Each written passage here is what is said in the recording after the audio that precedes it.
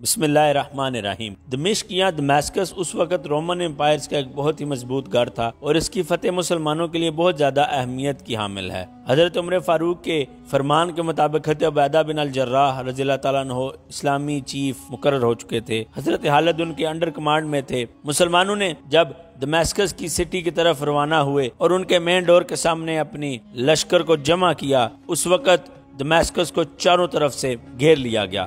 حضرت عمر بن العاص کو باب فراویس کے سامنے متعین کیا گیا۔ شرحبیل بن حسنہ، حضرت خالد بن ولید اور حضرت عبیدہ بن الجراح ان کے مین ڈوروں کے بالکل سامنے تھے۔ 70 دن تک محاصرہ جاری رہا۔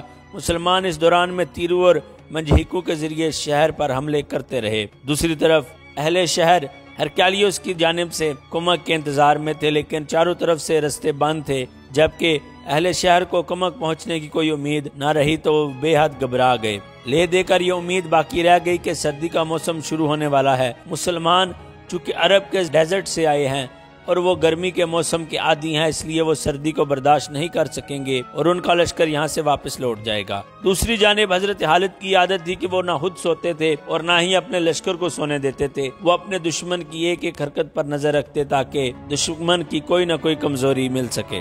انہیں معلوم ہوا کہ عیسائیوں کے لاٹ پادری کے ہاں لڑکا پیدا ہوا ہے اور اس کی خوشی میں پورے شہر کی دعوت ہے اور پورا شہر وہاں جا کر اکٹھا ہوگا اور شراب پینے میں مصروف رہے گا۔ اس خبر کو سن کر حضرت خالد بہت خوش ہوئے اور انہوں نے سیڑھی نما کمدیں تیار کروائیں۔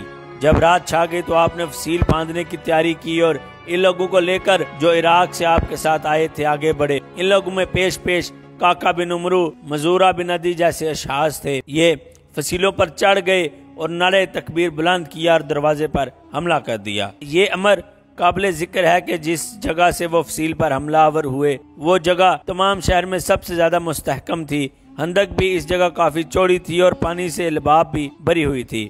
کچھ لوگوں کو حفاظت کے لیے فصیل پر ہی چھوڑ دیا اور باقی لوگوں کو لے کر فصیل کی دوسری طرف اترے۔ نیچے اتر کر آپ نے فصیل پر متعین لوگوں کو تکبیر کہنے کا حکم دیا، چنانچہ انہوں نے نعرہ تکبیر بلند کیا۔ جب شور و گل مچا تو تمام شہر والے جو شراب میں مدہوش تھے گھبرا کر اٹھ کھڑے ہوئے، لیکن ان لوگوں کو سمجھ نہیں کہ یہ کیا ہوا ہے۔ مسلمان تلواریں چلاتے اور دشمنوں کو قتل کرتے ہوئے آگے بڑھے۔ جب پورے اہل شہر کو پوری طرح ہوش آیا اور انہوں نے حقیقت کو سمجھا تو وہ شہر کے دوسرے دروازے کی طرف بھاگے، جن کے دوسرے دروازے پر مسلمان آلریڈی موجود تھے۔ مسلمانوں نے اہل دمشق کو نصف نصف تقسیم پر مصلحت کی دعوت دی۔ انہوں نے یہ دعوت نامہ نامنظور کر دی اور بدستور مقابلے پر اڑے رہے۔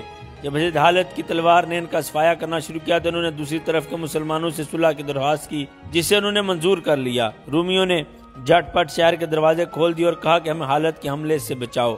چنانچہ شہر کے تین اطراف سے مسلمان صلح کے ساتھ شہر میں داخل ہو گئے۔ مصالحت کی یہ شرائط تھی کہ مفتوحین چاندی سونے اور جائیداد کا 5واں حصہ ادا کریں اور فی کا سے 1 دینار اور فی جریب زمین 1 جریب گریہوں سالانہ ادا کریں، لیکن شاہی خاندان اور اس کے ملحقین کی تمام زمینیں اور مملوکہ سامان غنیمت قرار دیا گیا۔ جب مسلمان دمشق کی بہترین زمین فتح کر چکے تو ہر طرف نعرہ تکبیر بلند ہوا اور اس طرح حضرت خالد نے سیکنڈ کمانڈر ان چیف ہوتے ہوئے بھی ایک بہترین کارکردگی دکھائی اور حضرت ابو عبیدہ بن الجراح بھی حضرت خالد کی تعریف کیے بغیر نہ رہ سکے۔